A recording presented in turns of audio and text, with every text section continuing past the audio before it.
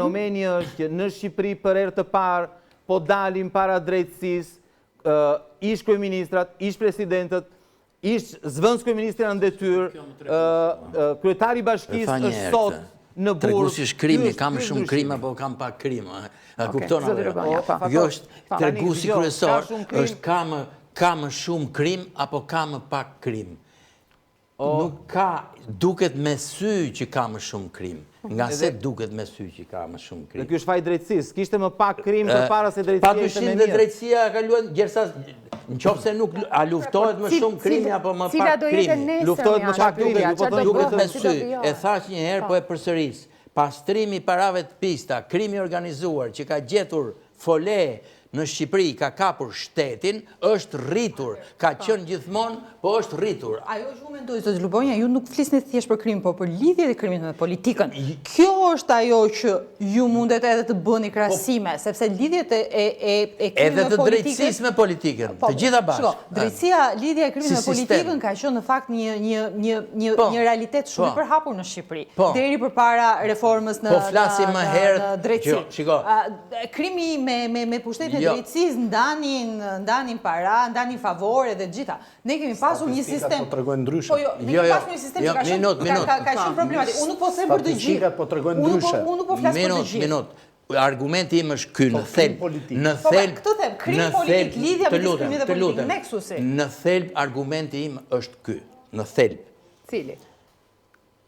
Kemi pasur një periudhë kur kemi pasur opozitë më të fortë, kemi pasur president gjithsesi më të pavarur, kemi pasur edhe institucionet pavarësisht, sepse ishin, kam thënë shpesh, 2 banda, ose 3 banda, që të gjitha ishin të lidhura, ndoshta, por që kontrollonin njëri tjetrin. Me atë që ka ndodhur, ku është formuar, e thotë OSBE-ja tashmë, një parti shtet, që ka eliminuar opozitën, e ka skualifikuar fare, me gjithë intrigat, me gjithë mjetët. Gjithë ekonominë e ka marrë me vete, dhe ka integruar krimin e organizuar në ekonomi, si kur në njëherë, nuk mundesh ti, ky është gjithë sistemi, që ka futur krimin në zgjedhjet elektorale, në mënyrën më skandaloze që ka ndodhur ndonjëherë, sepse ka qenë dhe më e dobët opozita, në këto kushte, pra, Edi Rama është shumë më i fortë dhe drejtësinë e ka mërë në kontrol. Po ju në këtë arsyetim shumë të mirë që bëni, a i vendosni ndonjë përgjegjësi opozitës këtij vendi, se në rregull ne këtu jetojmë, po opozita a ka ndonjë që ka arritur në këtë situatë? Kjo teoria që e ka fajin Saliu, unë opozitës i opozita a ka ndonjë patyshimi vë opozitës. Po jo, meqense më pyete mua, por prova që edhe opozita e reja, ata që dolën atje, Shehuj, Lapaj që proteston, s'ndiqen më, nuk e ka fajin Saliu dhe për këtë. Jo, në fakt, zgjedhjet ata kanë dalë mirë. Ata mirë kanë dalë, si kanë dalë.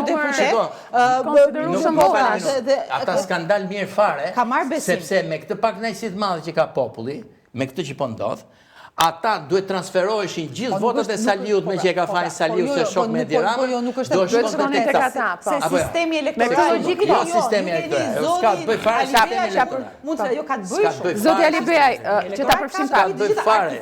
Ka të bëj fakti që krye banditi i ka kapur të gjitha institucionet, ka kapur dhe shoqërinë civile, ka kapur dhe opozitën në një farë mënyre, dhe prandaj në këto kushte... Po, një kryeministër që është në pushtet për 14 vite, sigurisht që i ka pushtet dhe... Vetëm një moment, zoti Shej.